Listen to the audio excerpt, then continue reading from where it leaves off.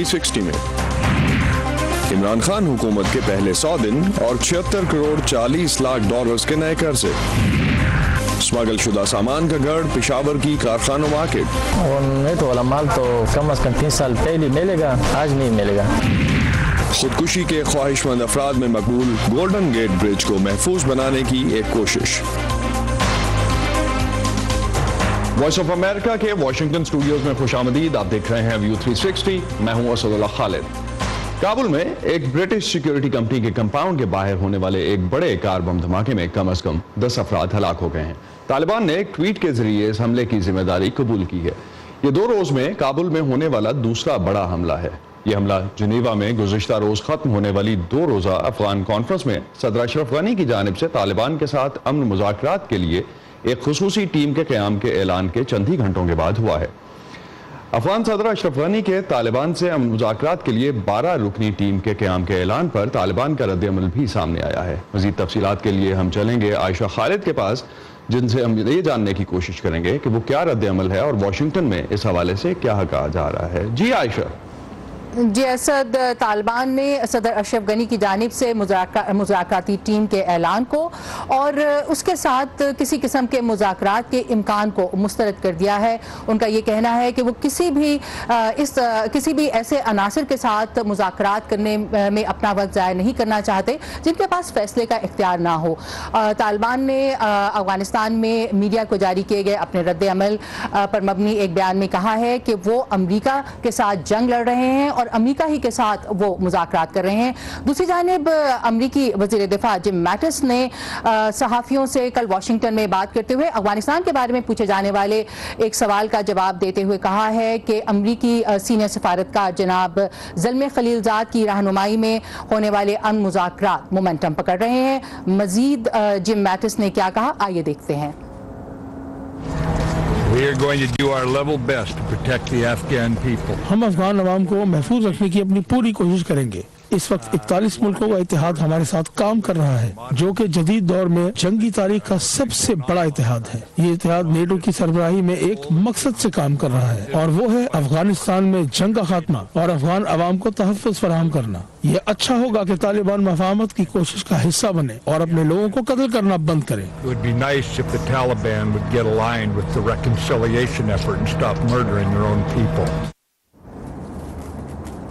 उधर नेटो ने कहा है कि वो इन इतलात की तहकीकात करेगा जिनके मुताबिक अफगानिस्तान के सूबा हेलमंद में एक अमरीकी एयर स्ट्राइक में मासूम बेगुनाह और मासूम शहरियों की हलाकतें हुई हैं। जी Asad. Thank you Ayesha. America में DC में काफ़ी हद तक डेवलपमेंट्स हम देख रहे हैं जिस तरह से हो रही हैं। दूसरी जानिब अमरीकी सेनेट में सऊदी क़यादत ने जारी यमन जंग से अमरीकी फौजी हिमायत ख़त्म करने के लिए भारी अक्सरियत से एक करारदाद लाने की मंजूरी दी है। रिपब्लिकन सेनेटर्स की एक बड़ी तादाद ने इस करारदाद पर अगले हफ्ते से बहस शुरू करने की हिमायत में वोट डाला है। अमरीकी अवामी नुमाइंदों की बड़ी तादाद को जहां एक तरफ यमन में जंग से पैदा होने वाले इंसानी बहरान पर तशवीश रही है, वहीं सहाबी खशोगी के कत्ल पर ट्रंप हुकूमत की जानिब से सऊदी अरब के खिलाफ कोई एक्शन ना लिए जाने पर भी इस सिलसिले में अमरीकी हुकूमत पर खासा दबाव भी है। हूथी बागियों के खिलाफ सऊदी इत्तेहाद के हमलों में इस्तेमाल होने वाले हथियारों में अमरीकी हथियार भी शामिल हैं। इन हथियारों के इस्तेमाल से यमन में हजारों बेगुनाह शहरियों की हलाकतों पर इंसानी हुकूक की तंजीमें भी शदीद एहतजाज करती आई हैं। अमेरिकी secretary of state Mike Pompeo ने ट्रंप इंतजामिया की जानिब से सऊदी सहाफ़ी के मामले पर सऊदी अरब के लिए अपनाई गई पॉलिसी का दिफा किया है। इसके अलावा ये भी कहा गया है कि उनके पास ऐसे कोई शवाहिद नहीं है जो सऊदी वलीअहद को इस कत्ल का जिम्मेदार ठहराएं। अमेरिकी secretary of state Mike Pompeo और अमेरिकी डिफेंस सेक्रेटरी जेम्स मैटिस ने यमन के हवाले से अमेरिकी कानूनदानों को ब्रीफिंग दी, जिसमें दोनों ने अमेरिका के सऊदी अरब के साथ ताल्लुकात का दिफा किया है। अब आपको लिए चलते हैं पाकिस्तान, जहां पे PTI हुकूमत के 100 दिन पूरे होने के बाद वज़ीर आज़म इमरान खान के पहले 100 दिन के लिए किए गए वादों पर बहस जारी है। पाकिस्तान को दरपेश माली बहरान को इसकी वजह कहें या कुछ और, लेकिन इन 100 दिनों में मुआशी सूरत हाल और इससे मुतालिक हुकूमती सरगर्मियों को सबसे ज्यादा तवज्जो हासिल रही। कुछ आदाद शुमार से हम भी जायजा लेने की कोशिश करेंगे कि इन 100 दिनों में मुआशी फ्रंट पर क्या तब्दीलियां आई। इन्फ्लेशन रेट, जिसे हम महंगाई की शरह भी कहते हैं, उसमें 1% का इजाफा हुआ। बिजली की कीमत में 25% तक का इजाफा हुआ, जबकि गैस की कीमतों में مختلف صارفین کے لیے 10% سے لے کر سلیبز میں 140% تک کا اضافہ کیا گیا۔ پیٹرول کی قیمت میں خاص طور پر اس وقت جب عالمی منڈی میں قیمتیں $85 سے کم ہو کے $50 کی سطح تک پہنچ گئی ہیں، پاکستان میں $2 کا اضافہ ہوا۔ زر مبادلہ کے ذخائر 16 ارب 72 کروڑ ڈالر کی سطح سے 2 ارب ڈالرز کی کمی کے بعد 14 ارب 72 کروڑ ڈالرز پر پہنچ گئے ہیں۔ قابل ذکر بات یہ ہے کہ بیرون ملک سے بھجوائی جانے والی ترسیلات زر یعنی ریمیٹنسز میں اسی ڈیوریشن میں اضافہ دیکھنے میں ملا ہے، جو تقریباً $500 ملین تک کا ہے۔ ڈالر کے مقابلے میں روپے کی قدر میں 12 روپے سے زائد کی کمی ہوئی، اور وہ ڈالر جو 17 اگست کو 122 روپے 50 پیسے میں دستیاب تھا، اب 135 روپے سے بھی اوپر ہے۔ عمران خان کی حکومت کے پہلے 100 دن کی کارکردگی پر ہم بات کریں گے عزیر یونس سے۔ انہوں نے ہمیں اسٹوڈیوز میں جوائن کیا ہے۔ شکریہ عزیر۔ کیا کہیں گے آپ، جو پہلے ہم نے 100 دن دیکھے ہیں عمران حکومت کے، اور کافی حد تک فائنینشیل ایلیمنٹس جو تھے وہ انوالو رہے اب تک کی 100 دن کی کارکردگی؟ جی دیکھیں، 100 دن پہلے پاکستان کے عوام نے فیصلہ کیا کہ معیشی ڈاکٹر جو ہے وہ تبدیل کرنا ہے، اور وہ ڈاکٹر تبدیل ہوا اور کافی باتیں کی گئیں اور آپٹیمزم تھا، لیکن میرے نزدیک اب تک جو ہے وہ پرانی دوا پہ ہی گزارا ہو رہا ہے معیشت کا۔ اور پاکستان کے اندر جو ہے آپ نے نمبرز دکھائے، آج اسٹیٹ بینک کا جو لیٹسٹ ڈیٹا ہے وہ 8 بلین ریزروز میں ڈکلائن ہو چکا ہے، تو اس میں کوئی تبدیلی نہیں آئی ہے بڑی، اور فائر فائٹنگ موڈ میں حکومت نظر آ رہی ہے۔ اور اگر ہم اسی طرح سے چلتے رہیں گے، اور IMF جو کہ ہمیں اپیرنٹلی ہم ایک بیل آؤٹ کے لیے جا رہے تھے IMF کے پاس، جو کہ شاید پیسوں سے زیادہ ضروری یہ ہے کہ وہ ہماری اکانومی کو فکس کرنے کے لیے ایک پالیسی گائیڈ لائن ہمیں دے سکیں، جو کہ لوکلی آپ نے کہا پرانے طبیب ہیں تو وہ نہیں لا سکے، وہ تعطل کا شکار ہوئی۔ How do you see it onwards now? دیکھیں، ایک کنفیوژن نظر آئی پہلے چند ہفتوں میں حکومت کے آنے کے، ایسا لگا کہ بڑا کرائسس ہے اور ادھر ادھر بھاگ رہے تھے کہ کسی طرح پیسے وصول کیے جائیں اور امداد لی جائے۔ پھر کہا گیا کہ IMF ضروری ہے۔ اس کے بعد اسد عمر صاحب نے ایک پریس کانفرنس کی اور کہا کہ balance of payment crisis is over, we don't need the IMF any more. پھر نیگوسیشنز سٹارٹ ہوئیں، نیگوسیشنز کہیں گئی نہیں۔ اب وہ کہہ رہے ہیں کہ 2 مہینے کا جو ہے پاکستان کے پاس کوشن ہے کہ ہم انتظار کر سکتے ہیں، لیکن اگر آپ ڈیٹا اور نمبرز دیکھیں تو ایسا کچھ ہے نہیں۔ پاکستان کو IMF کے پاس جانا پڑے گا، اور جتنی جلدی اس کنفیوژن سے نکلا جائے اتنا ہی بہتر ہوگا معیشت کے لیے۔ ان کو ان نمبرز کا احساس نہیں ہے، یا احساس کرنا نہیں چاہ رہے، یا ان کے جو مشیر ہیں وہ اس حوالے سے ان کو ایڈوائز نہیں کر پا رہے؟ دیکھیے، کنفیوژن نظر آ رہی ہے، کوئی پلان ایز سچ تھا نہیں اسد عمر صاحب کا اور فائنانس منسٹری کا۔ اب جو ان کے ارد گرد جو لوگ ہیں وہ پہلے کہتے تھے کہ قرضوں پہ حکومت چلتی ہے، تو کل کی خبر ہے کہ گردشی قرضوں کے لیے اور قرضے لیے جائیں گے ان کو کلیئر کرنے کے لیے۔ جو ٹیم ہے فائنانس منسٹری کی، وہ وہی ٹیم ہے جو اشاق ڈار کو ایڈوائز کر رہی تھی، تو ایز سچ کوئی نیا پلان ہے نہیں۔ اور جو اسد عمر صاحب شیڈو منسٹر تھے پچھلے 5 سالوں میں، ایسا کچھ نظر نہیں آیا کہ انہوں نے کوئی پلان بنایا ہو جس پہ وہ 100 دن میں امپلیمنٹ کر سکیں۔ ابھی تک وہ فگر آؤٹ کر رہے ہیں کہ کرنا کیا ہے۔ ایک اور چیز ہم نے جو دیکھی چینج ہوتے ہوئے، پرائیویٹائزیشن کے حوالے سے کافی حد تک بات ہو رہی تھی کہ کافی ادارے ایسے ہیں جو اسٹیٹ لاس میکنگ اینٹیز ہیں، ان کو پرائیویٹائز کر دیا جائے۔ بڑے لمبے عرصے سے وہ وہاں پہ رہیں، ساری کمپنیز اس لسٹ میں رہیں، اب ان کو نکالا جا رہا ہے۔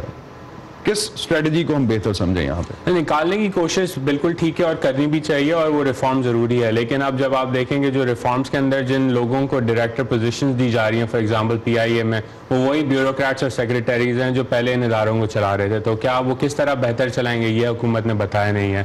اور امپورٹنٹ بات یہ ہے کہ جب پچھلی حکومت بات کرتی تھی پرائیویٹائزیشن کی، تو یہی PTI اپوزیشن میں بیٹھ کے کہتی تھی کہ ہم ایسا نہیں ہونے دیں گے، تو آج وہ حکومت میں ہیں اور آج وہ وہی بات کر رہے ہیں۔ تو جو نون لیگ کی حکومت کیا کرتی تھی، تو اب دیکھنا ہوگا کہ وہ اس پہ کس طرح آگے بڑھتے ہیں، اور اس کے لیے لیجسلیشن آپ کو لانی پڑے گی نیشنل اسمبلی میں۔ تو نیشنل اسمبلی تو ہے وہ تعطل کا شکار ہے، اور وہاں لڑائی جھگڑوں کے علاوہ اور کچھ اس وقت ہو نہیں رہا، تو حکومت کے اوپر ہے کہ وہ کس طرح سب کو ساتھ لے کے اس معاملے کو نمٹائے گی۔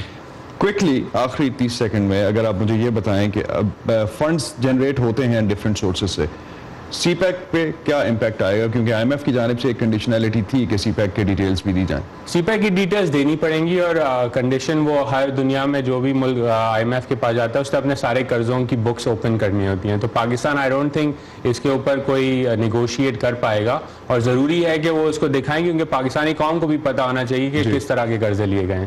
بہت شکریہ عزیر ہمیں جوائن کرنے کا۔ عزیر یونس ہمارے ساتھ تھے، معاشی حوالے سے پاکستان میں جو ڈیولپمنٹس رہیں پچھلے کچھ دنوں میں اس پہ ہم بات کر رہے تھے۔ ریجن میں اوور آل سچویشن کچھ بہت اچھی نظر نہیں آتی. ترکی میں بھی جس طرح ہم نے دیکھا کہ ایک پھلتی پھولتی تعمیراتی صنعت تھی جس کی وجہ سے پوری ترکی کی اکانومی چل رہی تھی, اس وقت وہ شدید بحران کا شکار ہو چکی ہے, اور یہ تعمیراتی بحران صدر رجب طیب اردوان کے لیے مسائل بھی پیدا کر سکتا ہے. اس حوالے سے کچھ مزید جانتے ہیں اس رپورٹ میں. ترکی کا کسی زمانے میں ترقی کرتا تعمیراتی سیکٹر اب تقریباً مکمل بند ہو چکا ہے. کرنسی کی گراوٹ کی وجہ سے نہ صرف درآمد شدہ ساز و سامان پر اخراجات میں اضافہ ہوا ہے بلکہ تعمیراتی صنعت کو سود کی شرح میں اضافے سے بھی نقصان پہنچا ہے. ان پروجیکٹس پر اربوں ڈالرز کی لاگت کے باوجود تعمیراتی سیکٹر کے بحران نے انہیں متاثر کیا ہے. میں اپنی بیوی اور 2 بچوں کے ساتھ رہتا ہوں. اب میں مزید ماہانہ کرایہ اور دیگر اخراجات تک ادا نہیں کر سکتا. ہمارے پاس دوسرا کوئی وسیلہ نہیں, اس لیے میں یہاں 56 دنوں سے احتجاج کر رہا ہوں. بہت سے خاندانوں نے اس بحران کی وجہ سے اپنے گھر کھو دیے. خوشحالی کے دنوں میں بہت سے لوگوں نے اپنی زمینوں پر بڑی کی آبادیوں میں اپارٹمنٹ کے وعدے کے بدلے اپنے پرانے گھر دے دیے. تاہم استنبول کے اس ضلع میں یہ اس خواب کی باقیات ہیں جہاں 2000 خاندانوں نے اپنے گھر اسی وعدے پر دے دیے تھے. انہوں نے ڈسٹرکٹ کے اس حصے پر قبضہ کر لیا اور کہا کہ وہ وہاں گھر بنائیں گے جو انہوں نے نہیں بنائے. تمام کانٹریکٹرز بریف کیسز کے ساتھ وہاں آئے, جھوٹ بولا اور لوگوں سے رقم لے لی. خاندانوں نے اپنی زمینیں لکھ کر دے دی اور اب وہ تعمیر نہیں کر رہے.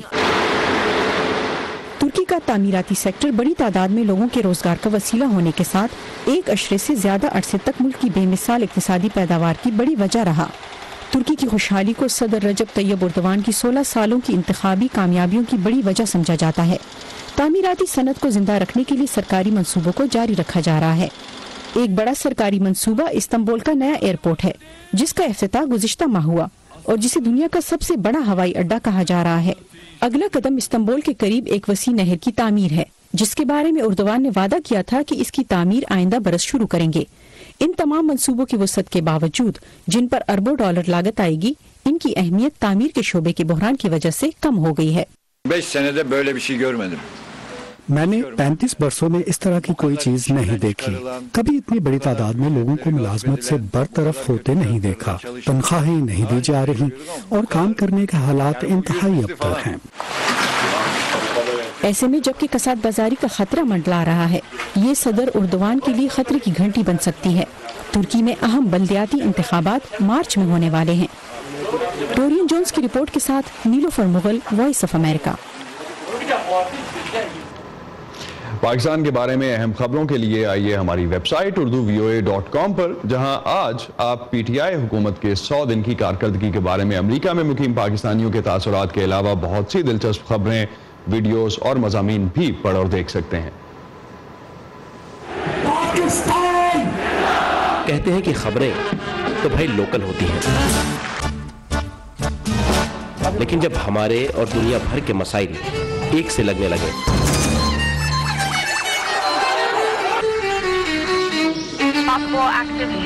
تو آنکھیں کھولی رکھنی چاہیے. امریکہ نے پاکستان اور بھارت کے کیا پتا کون سی خبر آپ کے کام آ جائے.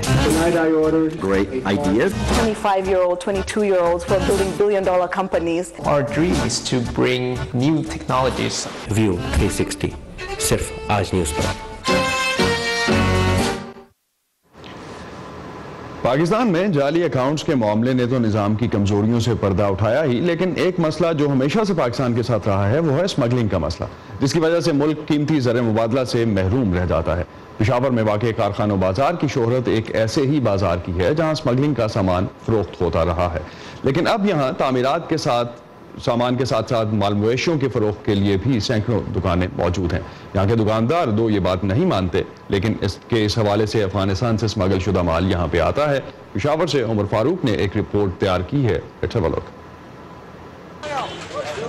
یہ مارکیٹ خیبر پختونخوا کے دارالحکومت پشاور اور سابقہ قبائلی علاقے خیبر ایجنسی کو ملانے والی پٹی پر قائم ہے, جہاں مقامی اور غیر ملکی سامان کی سینکڑوں دکانیں ہیں. یہ افغانستان سے اسمگل شدہ اشیاء کی صوبہ بھر میں سب سے بڑی مارکیٹ ہے. یہاں اعلیٰ کوالٹی کی غیر ملکی اشیاء مارکیٹ سے سستے داموں مل جاتی ہیں. اچھی کوالٹی والی بیگ چاہیے تھی تو ہم نے کارخانوں آنے کا وہ کیا ہے, ارادہ کیا. تو یہاں پہ سب سے پہلی بات یہ کہ اچھی کوالٹی کی بیگس ملتی ہیں, بیرون ملک سے آتی ہیں, فورن مال ہوتی ہے اور کنٹینر کی مال ہوتی ہے. کارخانوں مارکیٹ میں روزمرہ استعمال کی اشیاء, کپڑے, تعمیراتی مٹیریل, الیکٹرانکس کا سامان, پروسیسڈ فوڈ, خنجر, دوربینیں اور شکار میں استعمال ہونے والے آلات کی 20 دکانیں ہیں. سابقہ قبائلی علاقے سے گزر کر یہ سامان اس مارکیٹ میں پہنچتا ہے. تاہم ان دکانوں کے مالکان ان اشیاء کو غیر قانونی یا اسمگل شدہ ماننے کو تیار نہیں. یا سب یہ لاہور سے بھی لوگ سامان لاتا ہے اپنے ملک سے اور افغانستان سے بھی لاتا ہے. یہاں جگہ پر چیز اچھا ملتا ہے, کوالٹی بھی اچھی ہے, ساری باہر ملک سے بھی آتی ہے اور چیز بھی اچھی مل جاتی ہے. جی سارا مال چائنا کا ہے اور نیٹ والا مال تو کم از کم 4 سال پہلے ملے گا, آج نہیں ملے گا. ایک محتاط اندازے کے مطابق اس مارکیٹ میں اسمگل شدہ اشیاء کی قیمت کئی ارب روپے سالانہ بنتی ہے. ڈپٹی کلیکٹر اینٹی اسمگلنگ کہتے ہیں کہ کسٹم حکام کی عملداری چمن, تورخم اور غلام خان وزیرستان بارڈر تک ہی محدود ہے. اس حقیقت سے انکار نہیں کیا جا سکتا کہ بالکل کارخانوں مارکیٹ میں کافی تعداد ہے نان ڈیوٹی پیڈ گڈز کی جو کہ افغانستان کے بارڈر سے اسمگل ہو کے یہاں پر آ رہی ہے.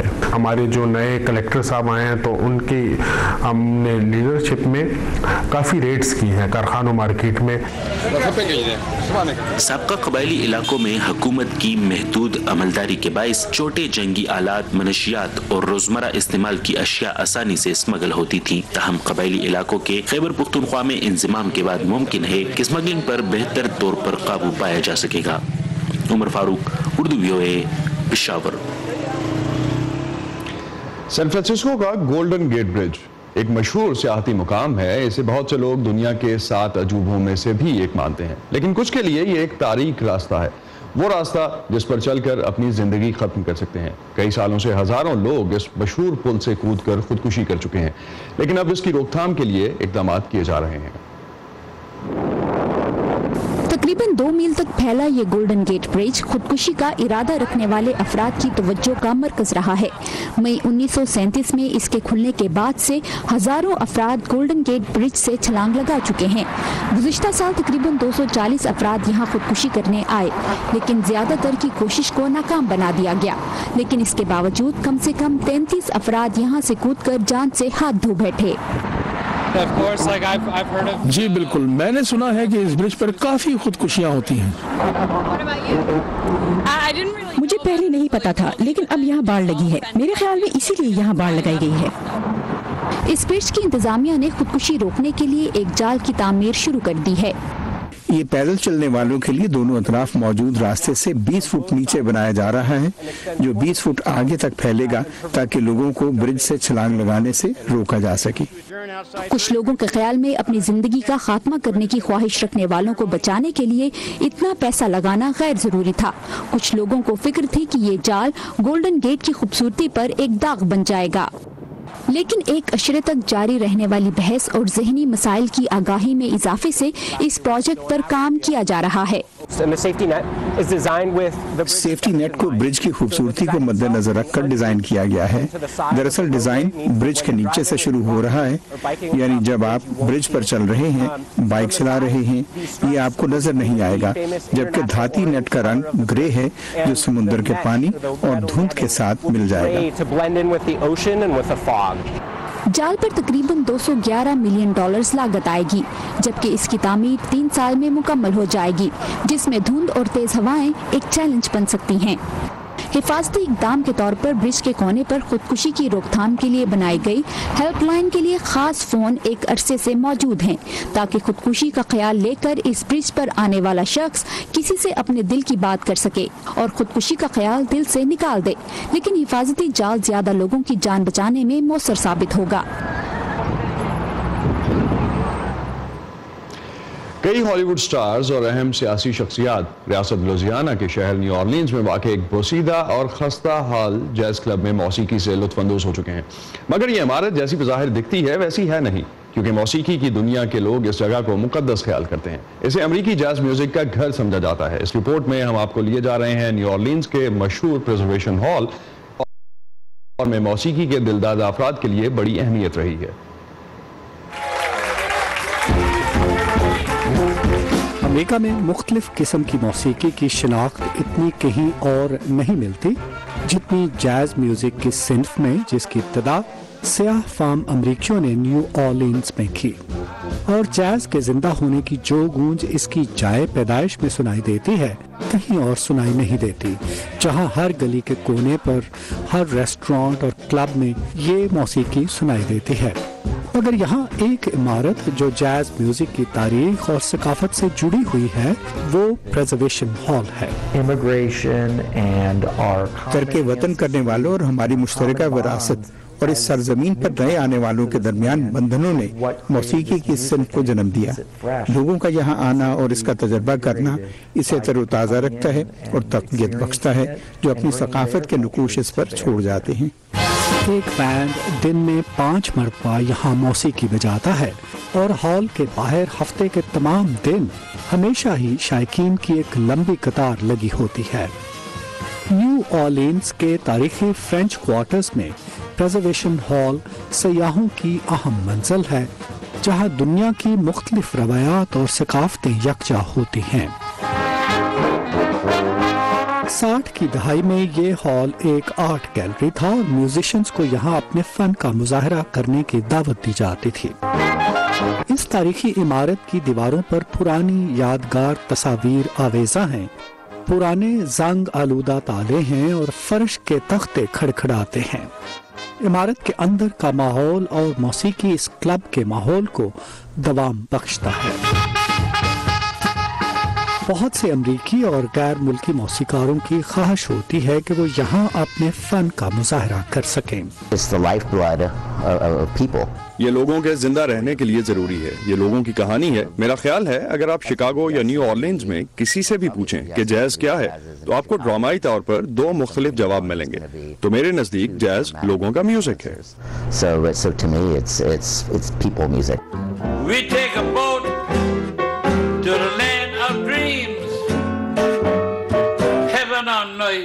ہر سال تقریباً 1 کروڑ 80 لاکھ سیاح موسیقی کی اس امریکی صنف کو سننے کے لیے نیو اورلینز آتے ہیں۔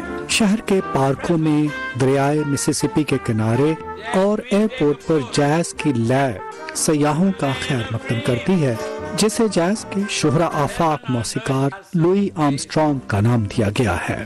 They call it New Orleans.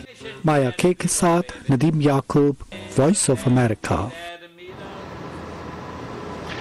یہ تھا آج کا ویو 360۔ فیڈ بیک کے لیے آئیے facebook.com/urduvoa کے پیج پر، اور تازہ ترین خبروں کے لیے وزٹ کیجیے ہماری ویب سائٹ urduvoa.com۔ اسد اللہ خالد کو اجازت دیجیے، لیکن جانے سے پہلے ایک نظر وائٹ ہاؤس کی نیشنل کرسمس ٹری کی lighting ceremony per. 4, 3, 2, 1. Merry Christmas. Thank you.